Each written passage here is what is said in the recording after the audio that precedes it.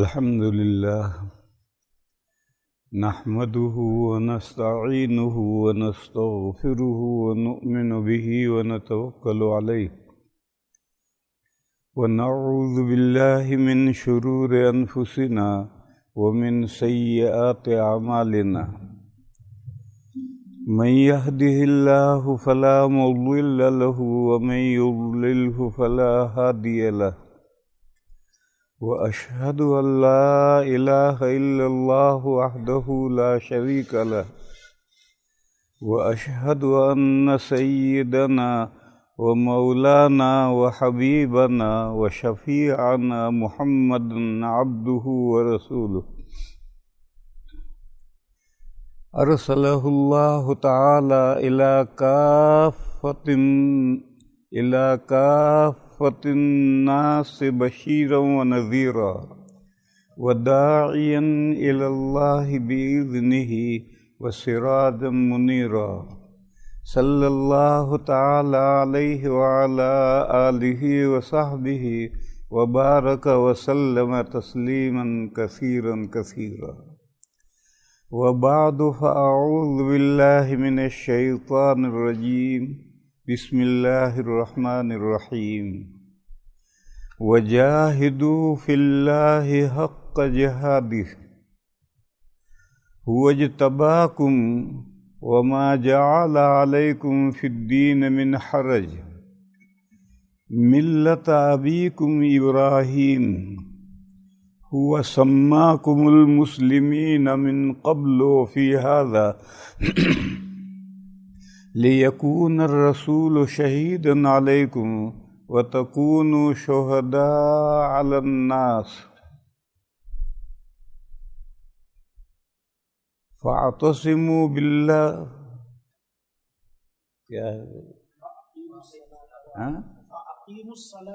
فأقيموا الصلاة وآتوا الزكاة واعتصموا بالله هو مولاکم فنعم المولا ونعم النصیر۔ بزرگوں اور بھائیوں، ہدایت صرف اللہ کے ہاتھ میں ہے، لیکن اس کے لیے محنت ضروری ہے۔ دیکھو، رزاق صرف اللہ ہیں، مگر اس کے لیے محنت ضروری ہے۔ یہ دنیا دارالاسباب ہے،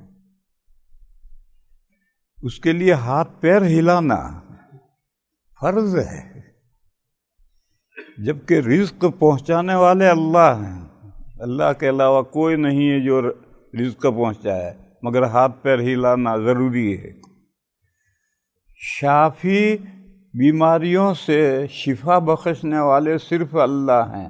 لا شافی الا انت، اللہ کے علاوہ کوئی شافی نہیں ہے۔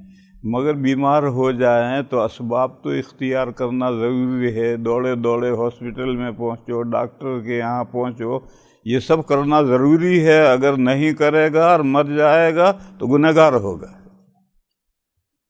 میرے بھائیو، اسی طرح سے سمجھو کہ ہدایت اللہ کے اختیار میں ہے۔ کوئی دوسرا بندہ نہیں ہے جو ہدایت دے سکے، مگر یہ دنیا دارالاسباب ہے، یہاں ہدایت کے لیے محنت ضروری ہے۔ اللہ پاک جل شانہ و عم نوالہ کا مشہور ارشاد ہے، جب نبی پاک صلی اللہ تعالی علیہ وسلم کے چچا ابو طالب بغیر ایمان کے دنیا سے چلے گئے تو نبی پاک صلی اللہ تعالی علیہ وسلم کو بہت افسوس ہوا، کیونکہ چچا نے ہر آڑے وقت میں حضور کی مدد کی تھی اور حضور ان کو کوئی فائدہ نہیں پہنچا سکے،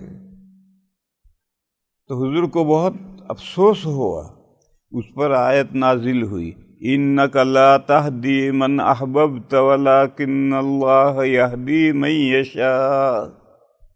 آپ جس کو چاہیں ہدایت نہیں دے سکتے، اللہ جس کو چاہیں اسے ہدایت دیتے ہیں۔ اس آیت کریمہ سے معلوم ہوا کہ ہدایت صرف اللہ کے ہاتھ میں ہے، کوئی بندہ کسی کو ہدایت نہیں دے سکتا ہے۔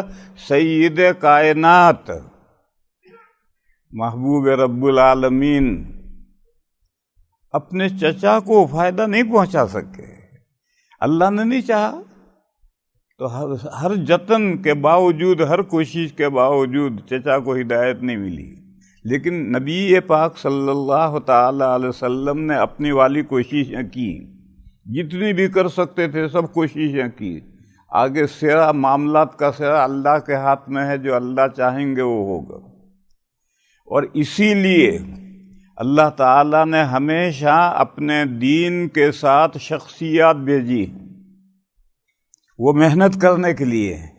تمام انبیاء کرام، چھوٹے بڑے انبیاء اور رسل، تمام دین لے کر آئے ہیں، بارش کی طرح سے، ہوا کی طرح سے، روشنی کی طرح سے۔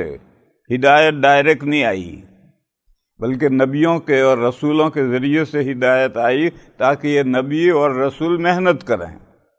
پھر محنت کرنے کے بعد میں اللہ کسے ہدایت دیں گے؟ وہ اللہ کا اختیار ہے، کسی کا اختیار نہیں۔ قرآن کریم میں ایک جگہ پر یہ مضمون ہے، اللہ نور السماوات والارض۔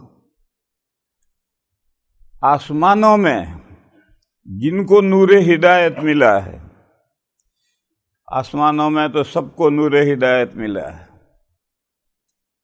آسمانوں میں فرشتے ہیں اور سب فرشتوں کو نور ہدایت ملا ہے، اور زمین میں جس کو نور ہدایت ملا ہے، زمین میں بھی نور ہدایت ہر مخلوق کو ملا ہے۔ وَكَثِيرٌ مِّنَ النَّاسِ، اور بہت سے انسانوں کو بھی نور ہدایت ملا ہے۔ وَكَثِيرٌ حَقَّ عَلَيْهِ الْعَذَابُ، اور بہت سے انسان ایسے ہیں جو نور ہدایت سے محروم ہیں، اور اسی لیے وہ دوزخ میں جائیں گے۔ تو انسانوں میں اور جنات میں تو دو طرح کے ہیں، کسی کو نور ہدایت ملا، کسی کو نہیں ملا۔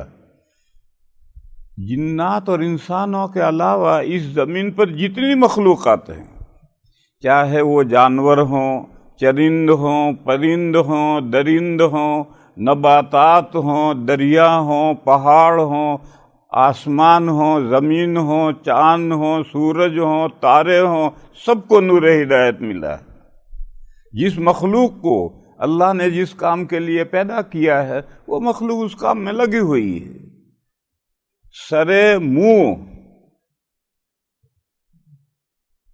بال کو فارسی میں منہ کہتے ہیں، اس کا جو کنارہ ہے، اس کنارے کے بقدر بھی کوئی مخلوق، سرے منہ، بال کے سر کے برابر بھی کوئی مخلوق اللہ کی اطاعت سے باہر نہیں ہے۔ یہ جو اللہ کی اطاعت ہے، یہی نور ہدایت ہے۔ لیکن اللہ نے انسانوں کو اور جنات کو پارشیلی اختیار والا بنایا ہے، دوسری مخلوقات میں اختیار نہیں رکھا، تھوڑا بہت تو رکھا ہے، لیکن انسانوں میں اور جنات میں پارشیلی، جزوی اختیار رکھا ہے، پورا اختیار نہیں رکھا۔ اگر انسان اور جنات پورے اختیار کے مالک ہو جائیں تو پھر تو وہ خدا بن گئے۔ قادر مطلق اللہ ہے، بس اگر کوئی دوسری مخلوق قادر مطلق بن جائے تو وہ خدا بن گئی۔ اس لیے کوئی بھی مخلوق جو اللہ کی پیدا کر دی ہے، کی ہوئی ہے، اس کا سارا اختیار نہیں دیا اللہ نے۔ قرآن کریم میں دو جگہ پر ہے، وَمَا تَشَاءُونَ إِلَّا أَن يَشَاءَ اللَّهُ رَبُّ الْعَالَمِينَ۔ تم جو چاہتے ہو، یہ چاہنا بھی اللہ کے چاہنے کے ماتحت ہے۔ چاہنا بھی ایک فعل ہے، اور انسان کا کوئی فعل اللہ کے اختیار سے باہر نہیں۔ اللہ قادر مطلق ہیں، بندوں کی ہر چیز اللہ کے اختیار میں ہے، اور جزا و سزا کے لیے کلی اختیار ضروری نہیں ہے، جزوی اختیار بھی کافی ہے، مگر برائے نام اختیار سے جزا و سزا نہیں ہوتی۔ برائے نام اختیار سے جزا و سزا نہیں ہوتی ہے، اختیار کی ایک اچھی خاصی مقدار سے جزا و سزا ہوتی ہے۔ دیکھو، بھینس جو کچھ کرتی ہے وہ بھی اپنے اختیار سے کرتی ہے، اور انسان جو کرتا ہے وہ بھی اپنے اختیار سے کرتا ہے، لیکن دونوں کے اختیار کا فرق سمجھو۔ بھینس کھوٹے سے کھلی، بدک گئی، بھاگی، ایک بچہ اس کے پیروں میں آ کر کچل گیا، بھینس کو کوئی احساس نہیں ہوا، دوسرا بچہ اس کے پیروں میں کچل گیا، بھینس کو کوئی احساس نہیں ہوا، پھر بھینس کو پکڑا اور دونوں بچوں کے باپ لٹھ لے کر آئے، دے مار دے مار، تو لوگ تھوڑی دیر تک تو خاموش رہیں گے، پھر سمجھائیں گے کہ بھئی کتنا مارو گے، جانور ہی تو ہے۔ اور کوئی انسان کسی بچے پر اپنی گاڑی کا پہیہ چڑھا دے تو ہمارے ہندوستان میں تو کورٹ میں جانے سے پہلے سڑک پر ہی ڈھیر کر دیں گی پبلک، وہیں مار کر ختم کر دیں گی۔ اور اگر بچ گیا تو ہر آدمی کہا کم بخت کو کورٹ میں لے جا، کیفر کردار تک پہنچا اسے۔ تو بھینس کا بھی اختیار ہے اور اس انسان کا بھی اختیار ہے، مگر دونوں کے اختیار میں فرق ہے، اور دونوں کے اختیار کے فرق سے جزا و سزا مختلف ہے۔ بھینس کو بھی ڈنڈے پڑے، لیکن تھوڑی دیر کے بعد لوگوں نے خود ہی سفارش کی، کتنا مارو گے، جانور ہی تو ہے۔ اور انسان کا اختیار اس سے زیادہ ہے، کلی اختیار انسان کے پاس نہیں ہے، لیکن بھینس کے اختیار سے کافی زیادہ اختیار ہے، اس لیے اس کے لیے جزا و سزا ہے۔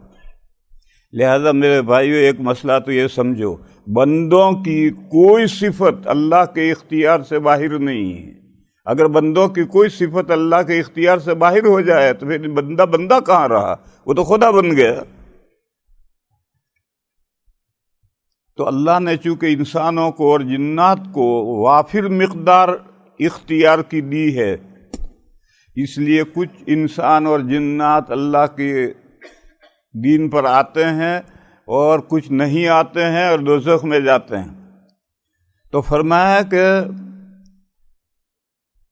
کثیر من الناس، انسانوں کی ایک بڑی تعداد اللہ کے سامنے سجدہ ریز ہے، اور انسانوں کی ایک بڑی تعداد ان پر عذاب ثابت ہو گیا ہے، وہ اللہ کی اطاعت نہیں کرتی۔ تو آسمانوں میں جسے نور ہدایت کا روشنی لائٹ ملا ہے وہ سب کو ملا ہے، زمین میں بھی ساری مخلوقات کو ملا ہے، انسان اور جنات کو سب کو نہیں ملا، کیونکہ انسانوں اور جنات کو ایک اختیار کی ایک بہت بڑی مقدار دی ہے۔ جب وہ اپنے اختیار سے کوئی چیز چاہتا ہے تو اللہ پیدا کرتے ہیں، وہ ہدایت چاہے تو اللہ ہدایت پیدا کرتے ہیں، وہ گمراہی چاہے تو اللہ گمراہی پیدا کرتے ہیں، پیدا اللہ کرتے ہیں، اللہ کے علاوہ کوئی خالق نہیں۔ مگر کب پیدا کرتے ہیں؟ جب بندہ ہدایت چاہے یا گمراہی چاہے۔ لہذا اس مسئلے کو اچھی طرح سے سمجھ لو میرے بھائیو کہ ہدایت اللہ کے ہاتھ میں ہے، آسمانوں میں اور زمین میں جس کو بھی نور ہدایت ملا ہے وہ اللہ نے دیا ہے، مگر ہدایت کے لیے محنت ضروری ہے۔ یہ دنیا دار الاسباب ہے، یہاں ہر چیز کے لیے سبب اختیار کرنا ہے، یہ جو سبب اختیار کرنا ہے یہی محنت ہے، اور اسی محنت کے لیے اللہ تعالیٰ نے دین ڈائریکٹ بھیجنے کے بجائے نبیوں اور رسولوں کے واسطے سے بھیجا ہے تاکہ وہ محنت کریں اور دین پہنچے۔ نبیوں اور رسولوں کا زمانہ تو بیت گیا، تمام نبیوں کی آخری کڑی نبی پاک صلی اللہ تعالی علیہ وسلم آ گئے۔ قرآن کریم میں سورہ احزاب میں نبی پاک صلی اللہ تعالی علیہ وسلم کو خاتم النبیین کہا ہے۔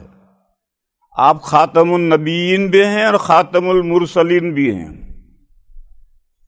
نبی اور رسول میں فرق یہ ہے، جو چھوٹی شخصیات ہیں وہ نبی ہیں، اور جو بڑی شخصیات ہیں وہ رسول ہیں۔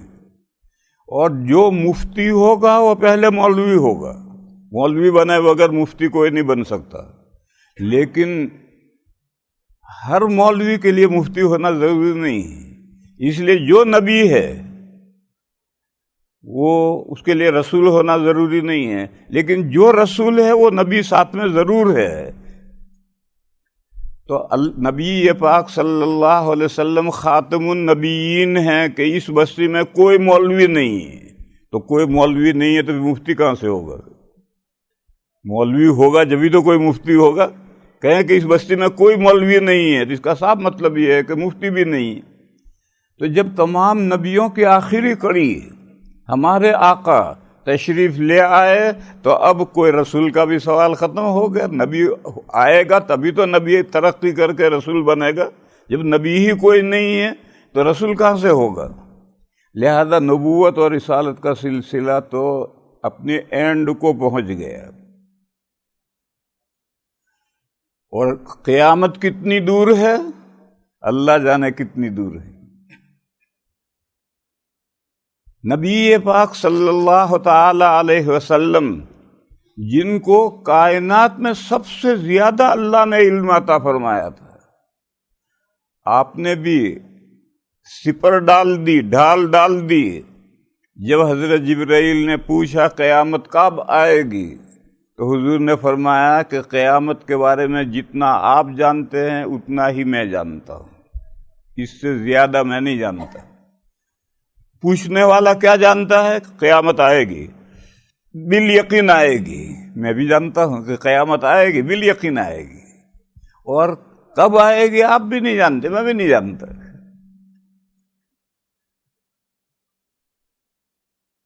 تو اب قیامت تو کتنی دور ہے پتہ نہیں ہے، اور نبوت رسالت کا سلسلہ ختم ہو گیا۔ اب یہ درمیانی پیریڈ ہے قیامت سے پہلے اور خاتم النبیین کے بعد۔ اس پیریڈ میں دین کی محنت کون کرے گا؟ دین تو اللہ، ہدایت تو اللہ دیں گے، دین اللہ دیں گے، لیکن اس کے لیے محنت تو ضروری ہے، ہاتھ پیر تو ہلانے ضروری ہیں۔ وہ محنت کون کرے گا؟ وہ محنت امت کے ذمہ ڈالی گئی ہے۔ لوگوں کا ایک جملہ ہے، حدیث نہیں ہے، علماء الامہ کا انبیاء بنی اسرائیل۔ اس امت کے علماء بنی اسرائیل کے نبیوں کی طرح ہیں۔ حضرت موسیٰ علیہ السلام اللہ کے جلیل القدر پیغمبر ہیں، نئی شریعت لائے ہیں، نئی کتاب ان کو ملی ہے تورات شریف۔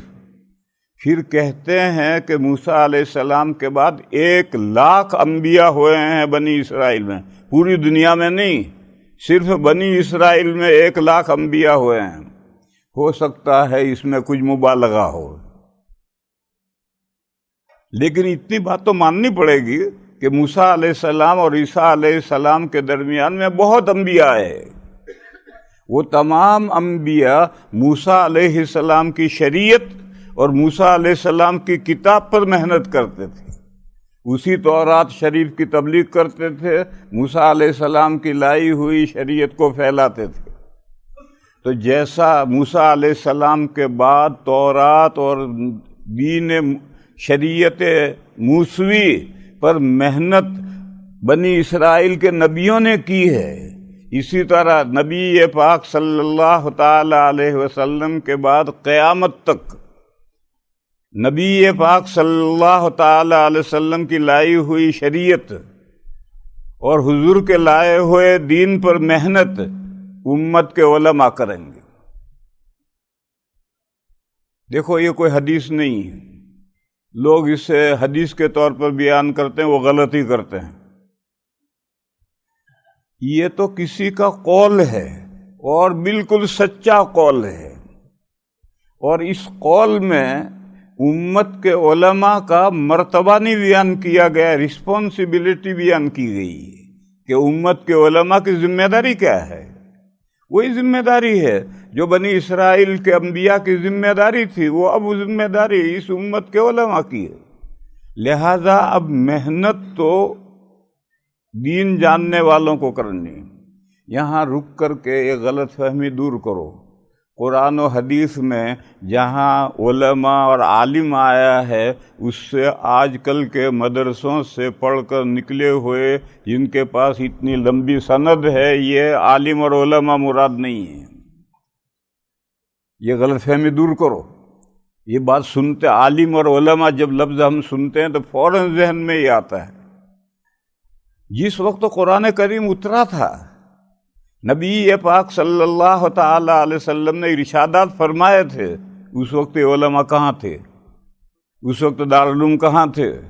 اس وقت پڑھنے پڑھانے کا سلسلہ کہاں تھا؟ اس وقت یہ معروف مشہور جو علماء ہیں وہ کہاں تھے؟ قرآن و حدیث میں جہاں عالم اور علماء لفظ آیا ہے اس سے مراد دین جاننے والے ہیں۔ دو ہی بندے ہیں، ایک دین جانتا ہے، ایک نہیں جانتا ہے۔ نہیں جانتا وہ جاہل ہے، اور جو دین جانتا ہے وہ عالم ہے۔ کتنا دین جانتا ہے؟ جو جتنا دین جانتا ہے اتنا بڑا عالم ہے۔ یہ تو کسی کے بس میں نہیں کہ سارا دین جان لے اور دین کی ایک ایک بات جان لے، یہ تو بڑا مشکل مسئلہ ہے۔ بس جو جتنا دین جانتا ہے اتنا عالم ہے۔ قرآن کریم میں ایک جگہ پر اللہ نے ارشاد فرمایا ہے، انما یخشی اللہ من عبادہ العلماء،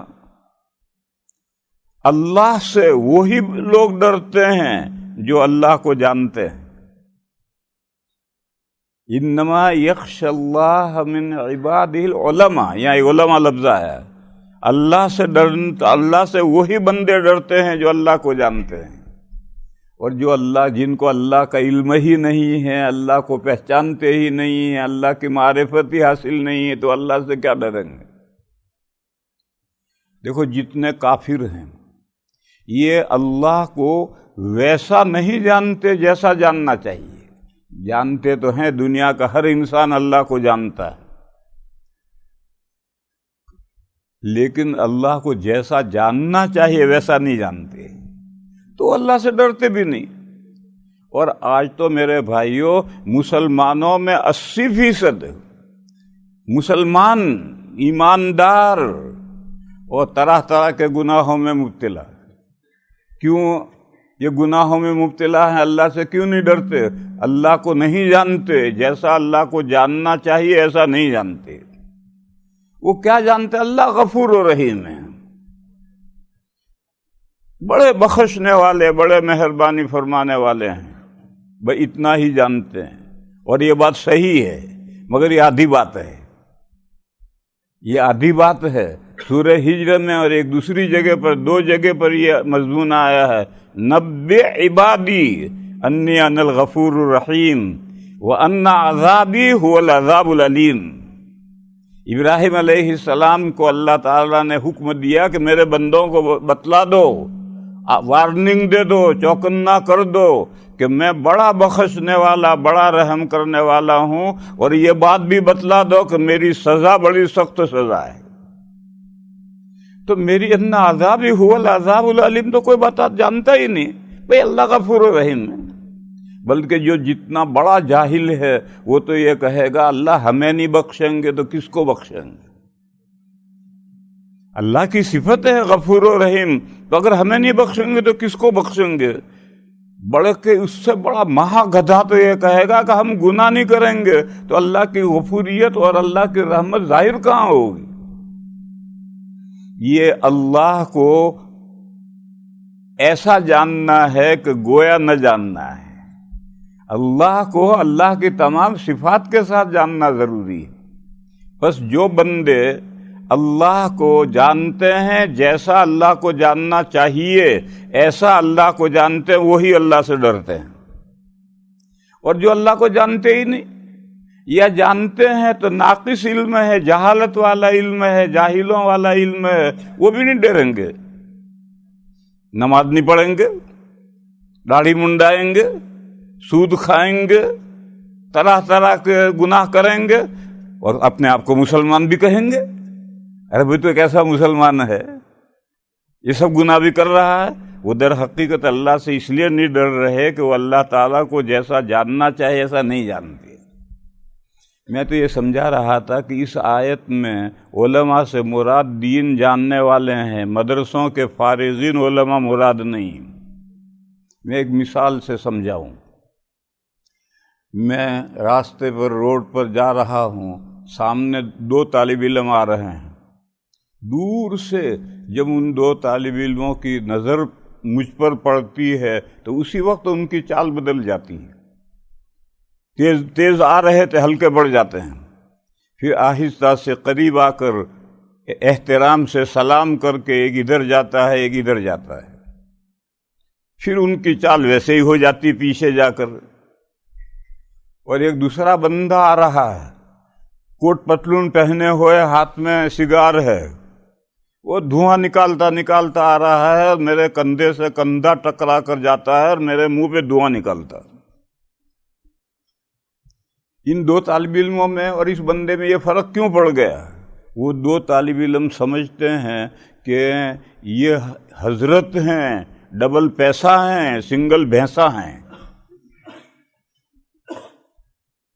اور وہ جو کوٹ پتلون پہن کر آ رہا ہے اسے کچھ پتہ نہیں کہ کون ہے، اس لیے وہ نہیں ڈرتا مجھ سے. اور وہ دو طالب علم ڈرتے ہیں کیونکہ وہ مجھے پہچانتے ہیں، جانتے ہیں، اور یہ نہیں جانتا. یہ ایک مثال ہے. اس مثال سے سمجھو کہ اللہ سے وہی بندے ڈریں گے جن کو اللہ کی معرفت کاملہ حاصل ہے، اللہ کو اس طرح سے جانتے ہیں جس طرح سے اللہ کو جاننے کا حق ہے. اور جو جانتا ہی نہیں ہے یا جہالت والا جانتا ہے، ناقص جانتا ہے، وہ اللہ سے ڈرتا بھی نہیں ہے، مسلمان کہلاتا ہے اور سب کچھ کرتا ہے. تو اصل میں یہ سمجھا رہا تھا کہ اس آیت کریمہ میں علماء سے مراد دین اللہ کو جاننے والے، اللہ کے جو جاننے والے ہیں وہی اللہ سے ڈرتے ہیں. اسی طرح سے ایک حدیث شریف ہے، نبی پاک صلی اللہ تعالی علیہ وسلم نے فرمایا ان العلماء ورثۃ الانبیاء، دین کے جاننے والے نبیوں کے وارث ہیں. یہاں بھی علماء، یہ مدرسوں کے فارغین نہیں ہیں، مدرسوں کے فارغین بھی اگر دین جانتے ہیں تو وہ بھی آئیں گے، باقی وہی نہیں ہیں، بلکہ تمام وہ مومنین جو دین جانتے ہیں وہ نبی کے وارث ہیں. پھر جو جتنا دین جانتا ہے اتنا بڑا وارث ہے. ایک آدمی مرتا ہے تو سارے ورثاء کو میراث برابر نہیں ملتی، بہن کو کم ملتی ہے، بھائی کو اسے ڈبل ملتی ہے، ماں کو کم ملتی ہے، باپ کو زیادہ ملتی ہے. اسی طرح سے امت میں دین جاننے والے ایک درجے کے نہیں ہیں، کم و بیش ہیں. تو جو جتنا دین جانتا ہے اتنا بڑا وارث ہے.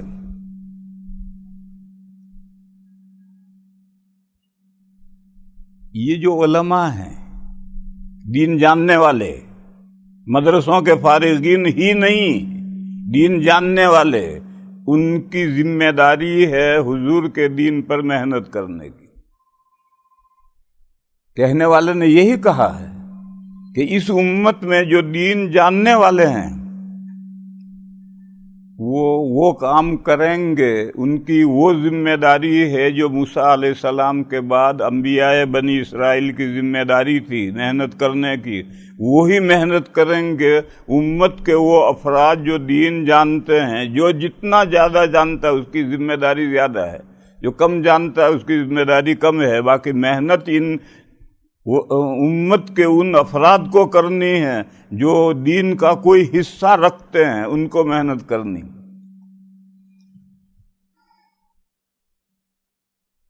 یہ میں نے ایک مضمون پورا کیا کہ ہدایت اللہ کے پاس میں، اللہ ہی سب کو ہدایت دیتے ہیں اور ہر نعمت اللہ دیتے ہیں. اللہ کے علاوہ کوئی نعمت نہیں دے سکتا. مگر یہ دنیا دارالاسباب ہے، یہاں ہر نعمت کو حاصل کرنے کے لیے ہاتھ پیر ہلانے پڑتے ہیں، قصبہ کرنا پڑتا ہے، ارادہ کرنا پڑتا ہے. اور یہ محنت امت کے ذمہ ڈالی گئی ہے کیونکہ نبیوں کا دور گزر گیا، اب قیامت تک یہ محنت امت کو کرنی. اس سفر میں کئی جگہ پر مجھ سے لوگوں نے ایک بات پوچھی کہ دعوت و تبلیغ کا کیا حکم ہے. تو میں نے جو ان کو جواب دیا تھا وہ میں آپ حضرات کو بھی سناؤں. میں نے ان کو جواب دیا کہ دو قسم کے انسان ہیں. ایک وہ انسان ہے کہ بڑی عمر ہو گئی، 50-60 سال کے ہو گئے، تجارت میں لگے ہوئے ہیں، ہل چلا رہے ہیں، مزدوریاں کر رہے ہیں اور دین کا کوئی حصہ نہیں جانتے. یہ برائے نام کیا مسلمان ہیں، اس سے آگے کچھ نہیں جانتے. ان پر تبلیغ میں نکلنا فرض عین ہے. ایسے ہر بندے کو نکلنا ہے، کیونکہ گھر رہ کر وہ دین نہیں حاصل کر سکے گا. اگر گھر رہ کر وہ علم دین حاصل کر سکتا تو 60 سال کا ہو گیا، آج تک کیوں نہیں حاصل کیا؟ یا تو اس کے گاؤں میں، اس کے بستی میں، اس کے علاقے میں کوئی دین کا جاننے والا ہے ہی نہیں، یا ہے تو یہ دنیا میں ایسا پھنسا ہوا ہے کہ اس سے وقت خالی نہیں کر سکتا۔ اور دین کا سیکھنا حاصل کرنا فرض عین ہے۔ نبی پاک صلی اللہ تعالی علیہ وسلم کا ارشاد ہے، طلب العلم فریضۃ علی کل مسلم، ہر مسلمان پر علم دین کا اتنا حصہ ڈھونڈنا، تلاش کرنا، حاصل کرنا فرض ہے جس سے وہ مسلمان اسلامی زندگی گزار سکے، مسلمان جی سکے۔ اتنا علم حاصل کرنا ہر مسلمان پر فرض عین ہے، اور گھر رہ کر وہ نہیں حاصل کر سکتا ہے۔ بس اگر اس کو 3 دن کے لیے، 10 دن کے لیے، 40 دن کے لیے، 4 مہینے کے لیے اگر اس کو دنیا کے جھمیلوں سے، گھر کے دھندوں سے اس کو نکال کر کے، سمجھا کر کے اس کو لے کر ہم جماعت میں نکل چل رہے ہیں، اور جگہ جگہ اس کو مسجدوں کے ماحول میں ٹھہرائیں، ہوٹلوں میں نہیں، تو مسجدوں کے ماحول میں جب ٹھہرے گا اور 5 وقت وہ نمازیں دیکھے گا، اور 40 دن تک اس کو دین کی بنیادی باتیں سکھلائیں گے تو نماز سیکھے گا، دوسری باتیں سیکھے گا، تو گھر واپس آئے گا تو دینی مزاج لے کر آئے گا اور دین کی ضروری باتیں سیکھ کر آئے گا۔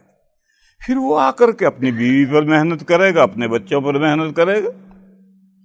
تو ایسے جو لوگ ہیں ان پر جماعت میں نکلنا فرض عین ہے، اور وہ لوگ جو دیندار ہیں اور دین جانتے ہیں، دین جانتے بھی ہیں اور دیندار بھی ہیں،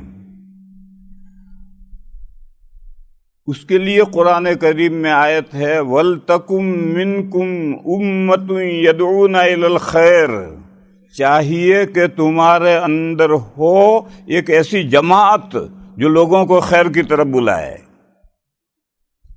ایسی جماعت کا ہونا فرض کفایہ ہے، فرض عین نہیں۔ ایسی جماعت کا ہونا فرض کفایہ ہے۔ فرض عین اور فرض کفایہ میں کیا فرق ہے اسے سمجھو۔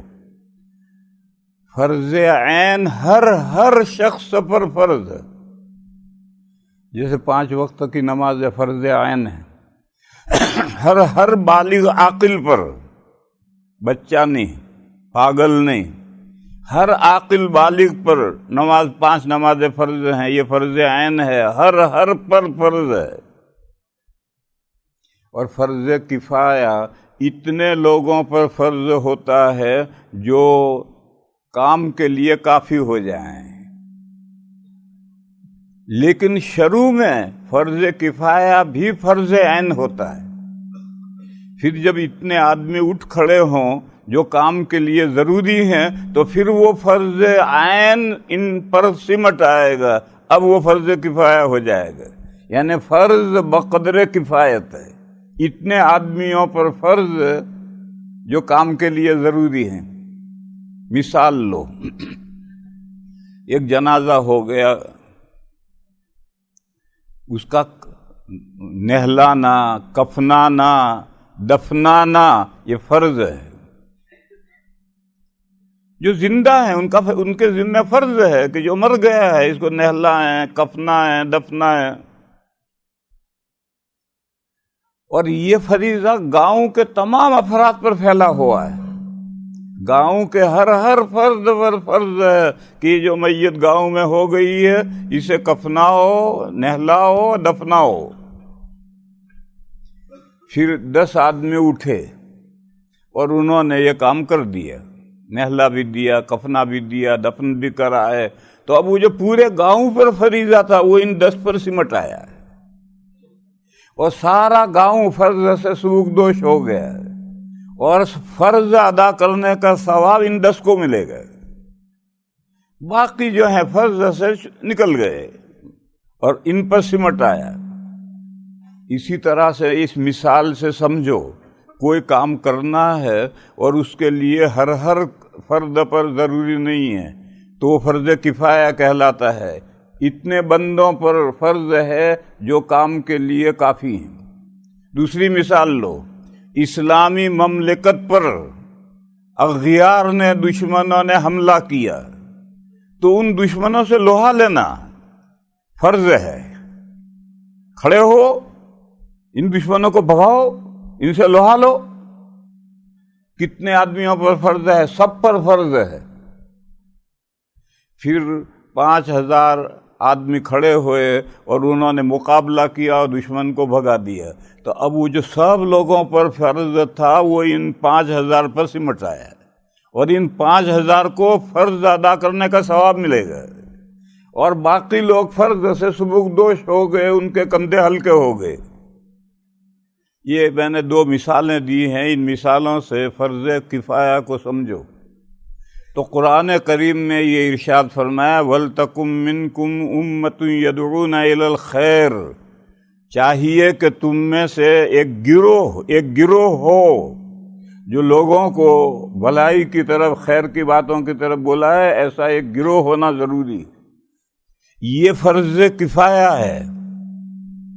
اس کی نظیر لو، علماء کرام نے بیان کیا ہے، حدیث میں نہیں ہے، قرآن میں نہیں ہے، علماء کرام نے بیان کیا ہے، اور علماء جو بیان کرتے ہیں وہ قرآن و حدیث کا سمجھا ہوا ہوتا ہے، قرآن و حدیث کا نچوڑ اور خلاصہ ہوتا ہے۔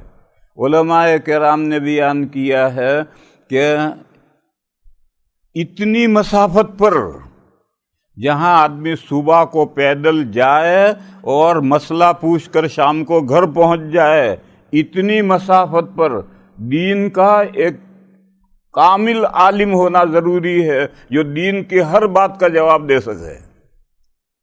ایسا عالم ہونا فرض کفایہ ہے۔ اگر اتنے فاصلے پر ایسا عالم نہیں ہوگا تو پوری امت گنہگار ہوگی۔ جیسے جنازہ پڑا رہے اور کوئی بھی دفنائے گا نہیں تو سارے گاؤں والے گنہگار ہوں گے، فرض چھوڑنے کے گنہگار ہوں گے۔ اور اتنے فاصلے پر دین کا ایک زبردست عالم ہے جو دین کی ہر بات کا جواب دے سکے، اور دین پر اگر اغیار حملہ کریں تو ان کی آنکھوں سے آنکھیں ملا کر کے ان کو دفع کر سکے۔ ایسا عالم ہونا ضروری ہے شبانہ روز کی مسافت پر۔ شبانہ روز صبح پیدل چلے، سائیکل سے نہیں، پیدل چلے اور مسئلہ پوچھ کر شام کو گھر آ جائے۔ پرانے زمانے میں لکھا تھا 12 مائل، اتنا ہی آدمی چلتا ہے، پھر تھک جاتا ہے، پھر مسئلہ پوچھ کر واپس لوٹے گا تو شام تک گھر آئے گا۔ تو گویا ہر 12 مائل پر ایسا ایک عالم ہونا ضروری ہے، اور ایسا جو عالم ہونا ضروری ہے یہ فرض عین ہے۔ اور پھر ایسے جگہ پر ایسے علماء ہو جائیں تو اب یہ فریضہ ان علماء پر سمٹ آیا اور باقی لوگ سبکدوش ہو گئے، اور ایسے عالم نہیں ہے تو ساری امت گنہگار ہوگی۔ تو میں فرض عین اور فرض کفایہ کو سمجھا رہا ہوں۔ تو آیت کریمہ نے کہا کہ امت میں ایک ایسا گروہ چاہیے جو لوگوں کے خیر کی طرف بلائے، یہ فرض کفایہ ہے۔ اتنے آدمی چاہیے، لیکن ان کا گھر سے نکل کر دنیا میں جماعتیں لے کر جانا یہ فرض عین بھی نہیں ہے، فرض کفایہ بھی نہیں، مستحب ہے۔ فرض عین بھی نہیں ہے، فرض کفایہ بھی نہیں ہے۔ گھر سے نکل کر کے دنیا میں پہنچنا اور جو دین نہیں جانتے ان تک دین پہنچانا یہ مستحب ہے، استحباب کے درجے کا یہ عمل ہے۔ بس اگر وہ اس پر عمل کریں گے تو ثواب پائیں گے، نہیں عمل کریں گے تو کوئی گناہ نہیں ہوگا۔ لیکن جگہ جگہ پر ایسی ایک امت چاہیے، گروہ چاہیے جو لوگوں کو خیر کی طرف بلائے۔ تو میرے بھائیوں، میں کہہ رہا تھا کہ اللہ تعالیٰ نے ارشاد فرمایا ہے وَجَاهِدُوا فِي اللَّهِ حَقَّ جِهَادِهِ، اور تن توڑ محنت کرو۔ تن مانے باڈی، توڑ مانے باڈی میں جتنی سکت ہے اتنی محنت کرو۔ تن توڑ، باڈی توڑ دو، پوری محنت کرو، تن توڑ محنت کرو اللہ کے دین کے لیے، جیسا اس کے لیے محنت کرنے کا حق ہے۔ جیسے حالات ہوں. صحابہ کے حالات اور تھے، آج کے حالات کچھ اور ہیں. صحابہ کے زمانے میں ایک بھی دین سے ناواقف نہیں تھا. آج 80% مسلمان دین سے بے خبر ہے. بس اس وقت کی محنت اور آج کی محنت کے اندر آسمان و زمین کا فرق پڑ گیا ہے. لہذا آج محنت اس سے کہیں زیادہ ہے. ہمارے حضرت مولانا محمد عمر صاحب پالنپوری قدس سرہ فرمایا کرتے تھے کہ پہلے پانی بھرنے والے کنویں پر جاتے تھے. کیوں؟ ان کو پیاس لگ رہی ہے، ان کو پانی کی حاجت ہے، پانی کی ضرورت ہے، تو گھڑا لے کر کے گاؤں کے کنویں پر جاتے تھے، پانی بھر کے گھر میں لاتے تھے، پیتے تھے. آج پیاسوں کو بھی یہ فکر نہیں ہے کہ میں پیاسا ہوں.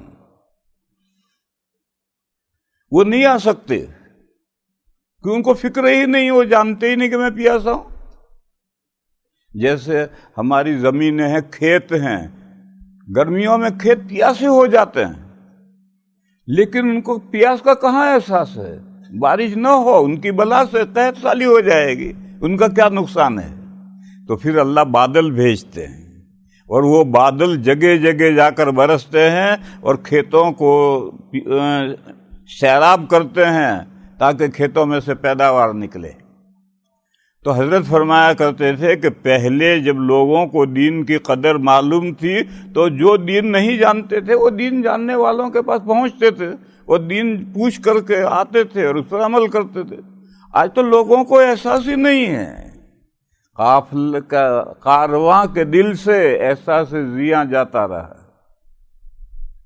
ایک پہلے قافلے چلتے تھے، راستے میں چور ڈاکو لوٹ لیتے تھے.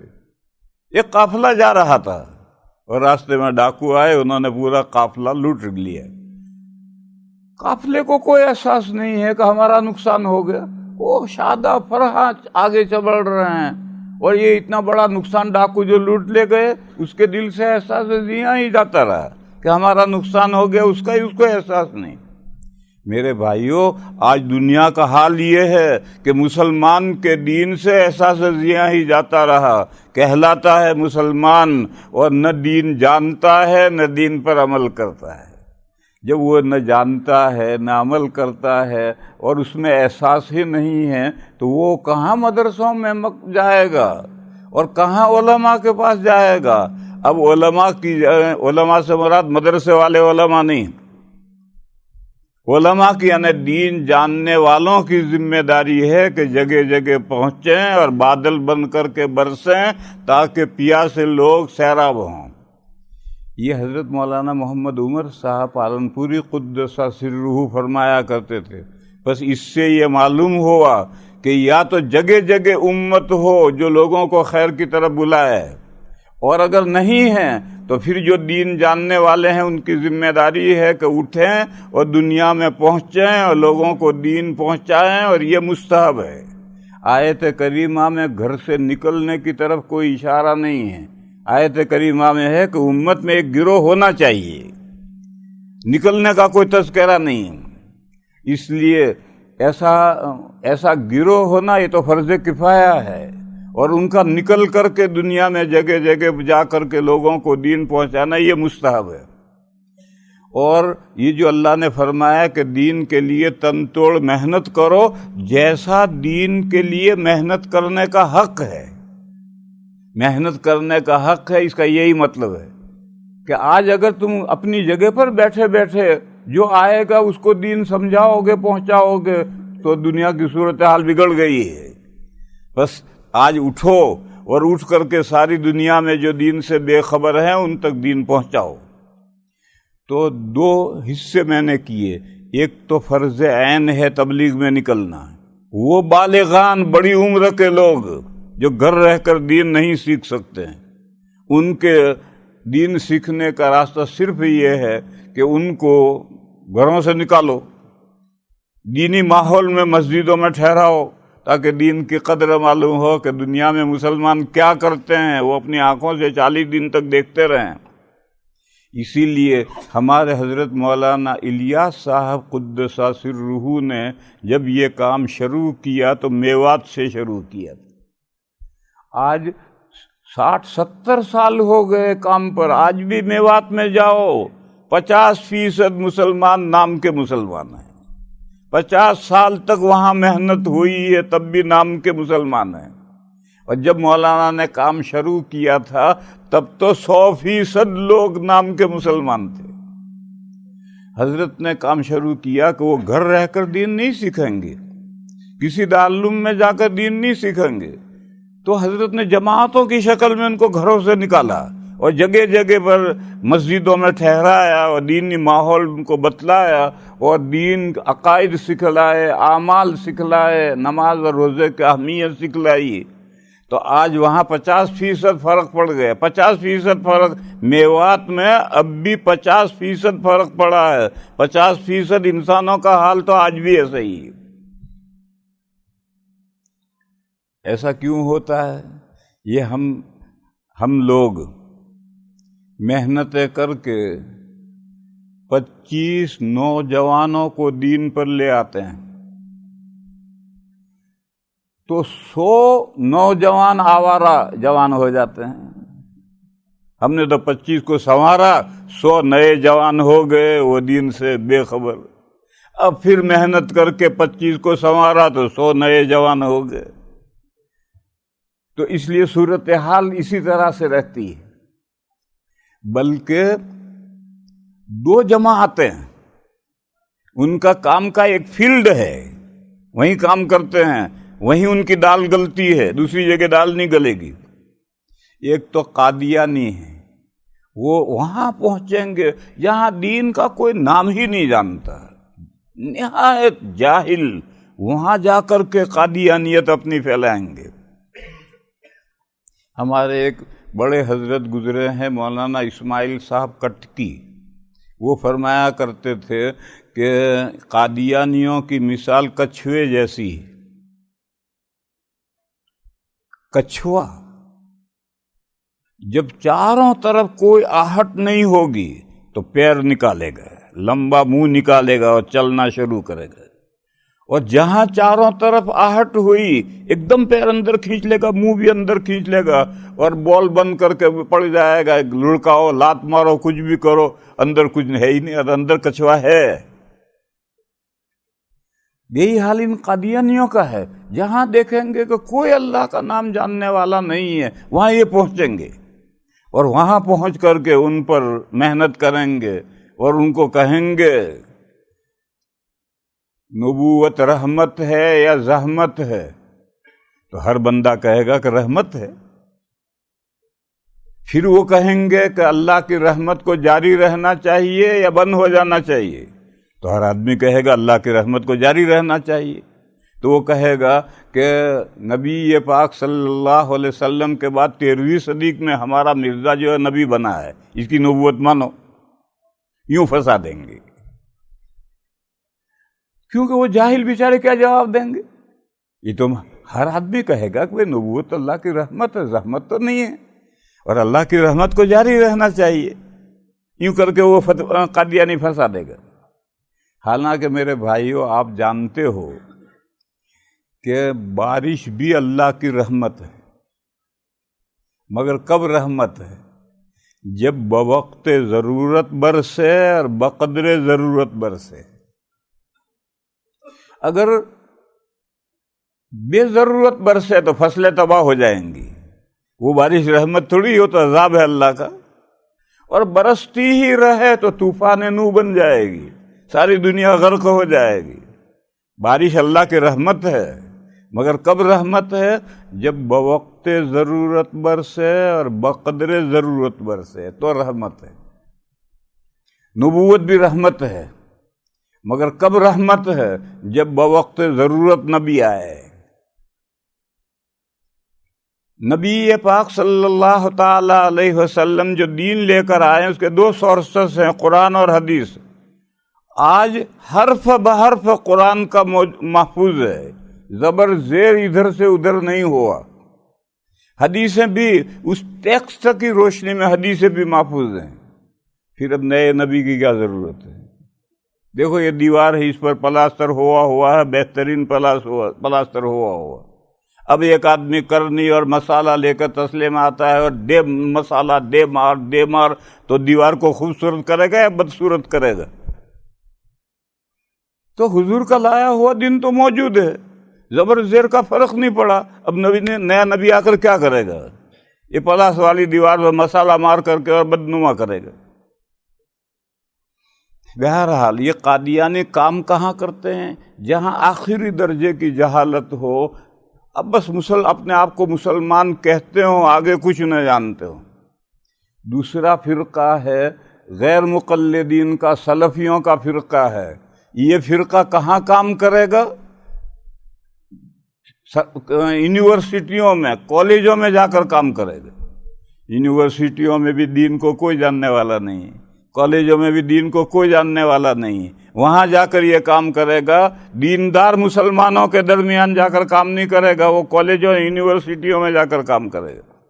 یا پھر وہ کام کرے گا تبلیغ جماعت نوجوانوں کو سمجھا بجھا کر کے جماعت میں نکال کر کے دین پر لائے گی، تو ان کے پاس پہنچیں گے اور فوراً کہے دیکھو بخاری شریف میں یہ ہے، تیری نماز نہیں ہوتی، دیکھ جو تو ٹوپی پہنتا ہے یہ سنت نہیں ہے۔ تو اس سے پوچھو کہ ٹوپی پہننا سنت نہیں ہے تو کیا سنت ہے؟ کھلے سر سنت ہے، اس کی حدیث لا۔ چل مان لیا کہ ٹوپی پہننا سنت نہیں ہے، تو یہ سنت نہیں ہے تو پھر ننگے سر رہنا سنت ہے، اور ننگے سر رہنا سنت ہے تو ایک حدیث لا، چاہے وہ ضعیف ہو، کہ نبی پاک صلی اللہ تعالی علیہ وسلم نے زندگی میں ایک فرض نماز کھلے سر پڑھی ہو، ایسی ایک حدیث لا۔ اور جب ایسی حدیث نہیں تو کھلے سر رہنا کہاں سے سنت ہو گیا؟ مگر ان کو کون سمجھائے؟ مگر وہ ایسے ہی نوجوانوں میں جو نئے دین پر لگے، تبلیغ جماعت کی محنت سے نئے دین پر لگے، یا کہ کالجوں اور یونیورسٹیوں میں تبلیغ جماعت نے محنت کی اور وہ دین پر لگے، تو یہ سلفی ان کے پاس پہنچیں گے تیری نماز نہیں ہوتی، دیکھ تو یوں کھڑا رہتا ہے، یہ نہیں ہے ٹانگیں چوڑی کر کے کھڑا رہے، اور دیکھ تو یوں ہاتھ باندھتا ناپ کے نیچے، یہ صحیح نہیں، سر کے اوپر یوں ہاتھ باندھ۔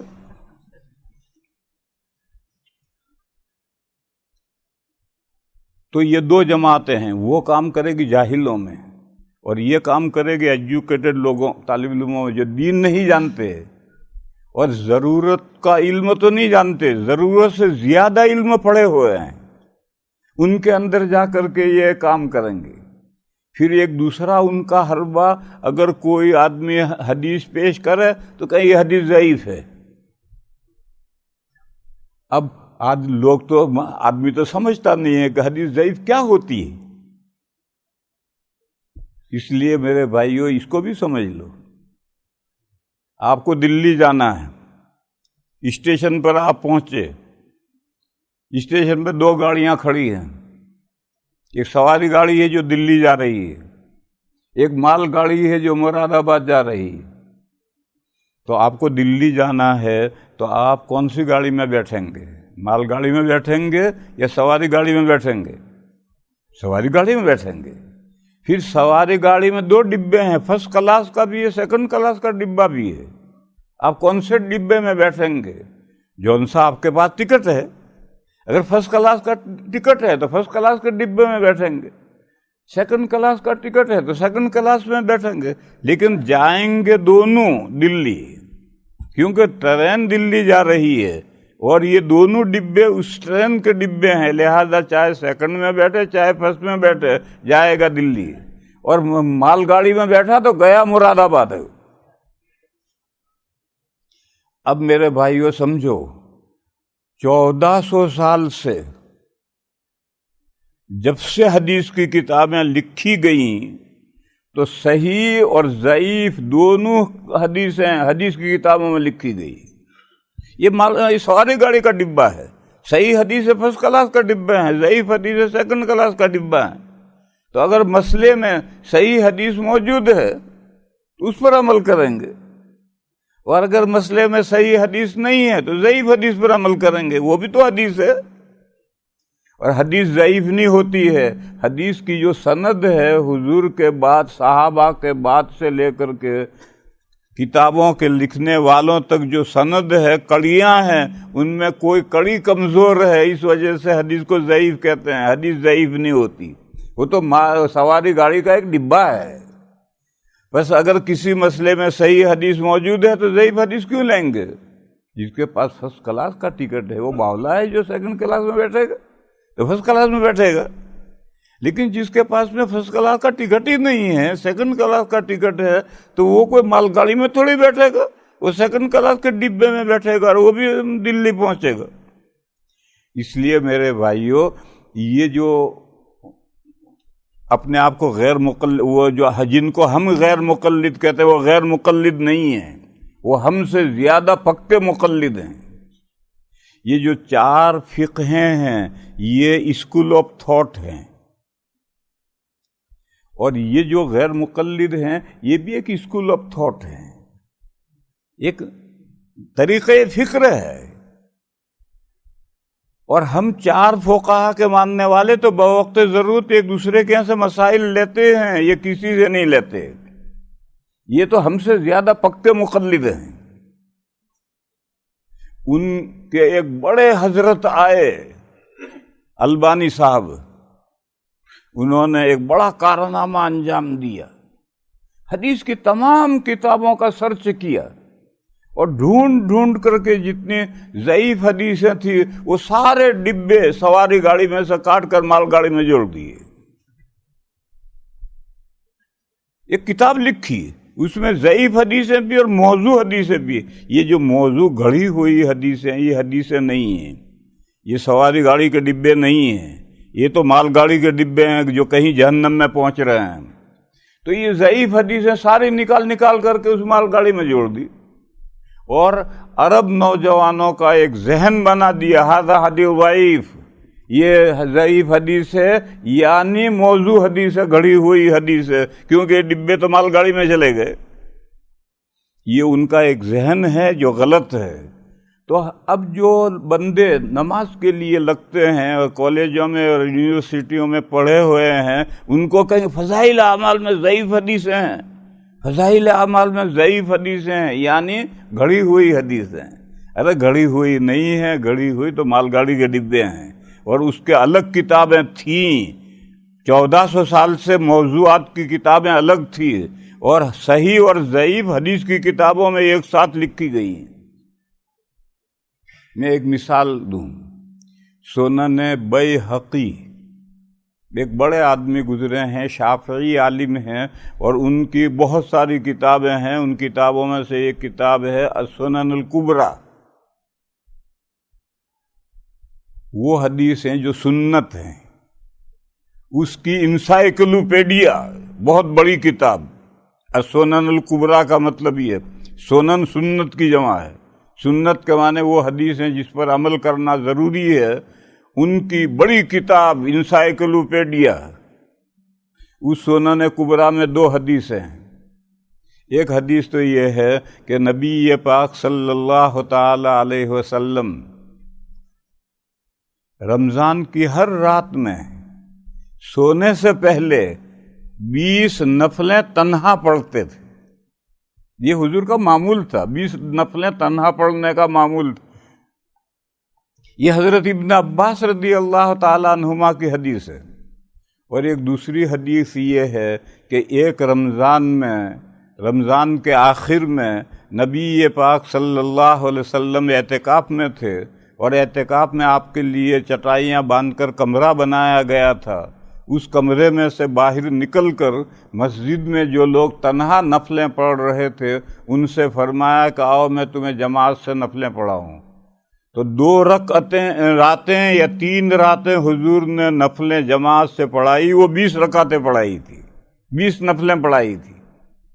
یہ بھی حدیث ہے اور یہ بھی حدیث ہے۔ وہ کیا کہیں گے؟ یہ حدیث ضعیف ہے، حدیث ضعیف ہے یعنی یہ گھڑی ہوئی حدیث ہے. ارے بھائی گھڑی ہوئی حدیث ہے تو گھڑی ہوئی حدیثوں کی کتابیں تو الگ ہیں، موضوعات کی کتابیں الگ ہیں. یہ تو دونوں حدیثیں سنن بیہقی میں ہیں. سواری گاڑی کا ڈبہ ہے، فرسٹ کلاس کا نہیں ہے، سیکنڈ کلاس کا ہے. اور جب کسی مسئلے میں اعلیٰ درجے کی حدیث نہ ہو تو پھر ضعیف حدیث سے تمام فقہا اس سے استدلال کرتے ہیں. تو یہ لوگوں کو، نوجوانوں کو جو کچھ نہ کچھ دنیا پڑھے ہوئے ہیں، دین سے بے خبر ہیں، ان کو اس طریقے سے گمراہ کرتے ہیں. قادیانی اس فیلڈ میں کام کریں گے، یہ غیر مقلدین اس فیلڈ میں کام کریں گے. اس لیے میرے بھائیوں، ضروری ہے کہ ہمارے نوجوان جو دین پر آئیں وہ دین پر آنے کے بعد میں علم بھی سیکھیں. اگر علم سے کورے رہ گئے تو بھیڑیا ان کو اچک لے جائے گا. اور علم حاصل کر لیں گے تھوڑا بہت، کوئی اعلیٰ درجے کا 8 سال خرچ کر کے مولوی بننا ضروری نہیں ہے، لیکن کچھ نہ کچھ علم سیکھیں گے تو بھیڑیوں کے پنجے سے بچیں گے، ورنہ بھیڑیے اچک لے جائیں گے. مگر میرے بھائیوں،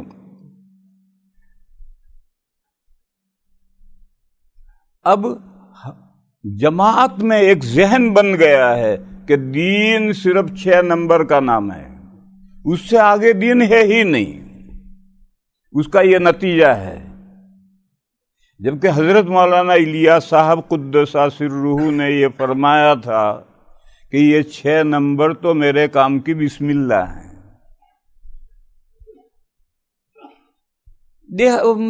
میوات کے جاہل دیہاتی، ان پر ان 6 نمبروں سے حضرت نے محنت شروع کی تھی اور فرمایا تھا یہ تو میری بسم اللہ ہے، مجھے آگے بڑھنا ہے. لیکن آج ہم انہی بسم اللہ کے اندر کھو کر رہ گئے، اس سے آگے ہمارے پاس علم ہی نہیں رہا. کیوں علم نہیں رہا؟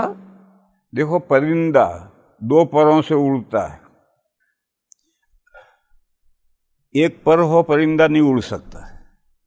2 پر ہوں گے تو پرندہ اڑے گا، اور دونوں پر ساتھ نہیں ہوتے ہیں. ایک دائیں جانب پر ہوتا ہے، ایک بائیں جانب پر ہوتا ہے، دونوں پر الگ الگ ہیں، مگر پرندے کے اندر یہ دونوں پر لگے ہوں گے تو پرندہ اڑے گا. بس اگر تبلیغ جماعت والے 6 نمبر بھی سکھائیں اور علم دین کا ضروری حصہ بھی سکھلائیں، نہیں ہو سکتا. یہ تو پرندے کے دونوں پر ایک طرف ہو گئے، یہ کام بھی یہ کریں، یہ کام بھی یہ کریں. سارے کام تبلیغ والے نہیں کر سکتے. ایک کام یہ کریں اور دوسرا کام مدرسے والے کریں. تو اب پرندے کے 2 پر ہیں، ان پروں سے پرندہ اڑ رہا ہے، اور اگر ان دونوں پروں کے درمیان میں رابطہ منقطع ہو جائے گا تو دین کا نقصان ہوگا. دیکھو، میں اس کی ایک مثال دوں. دنیا میں بعض اللہ کے بندے ہیں جو غیر مسلموں کو سمجھا کر، بجھا کر، دعوت دے کر دین اسلام کی طرف لاتے ہیں. اب دین اسلام میں تو یہ کلمہ تو پڑھ لیا انہوں نے، لیکن اب اگر ان کو دین سکھلائیں گے نہیں، بنیادی بات نہیں سکھلائیں گے، تو ان کے مسلمان ہونے کا کیا فائدہ ہوگا؟ امریکہ میں، کینیڈا کا حال مجھے نہیں معلوم، امریکہ میں تبلیغ جماعت نے اپنی جماعتوں کو یہ ہدایت دی ہے کہ کوئی آدمی کلمہ پڑھے تو اس کو مت پڑھاؤ، مسلمان مت بناؤ. تو میں نے ایک امیر صاحب سے پوچھا کہ بھئی یہ کیا تم نے حکم دیا ہے کہ کلمہ مت پڑھاؤ؟ تو انہوں نے مجھے وجہ بتائی، سمجھ میں آئی میرے. انہوں نے کہا مولانا ہوتا یہ ہے کہ کہیں اجتماع ہوتا ہے، غیر مسلم بھی شریک ہوتے ہیں، اور پھر جلسے کے بعد میں آتے ہیں ہمیں کلمہ پڑھاؤ.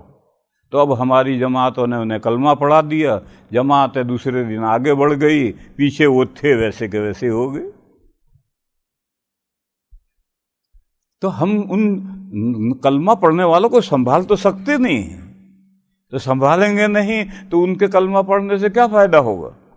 تو میری سمجھ میں بات آئی.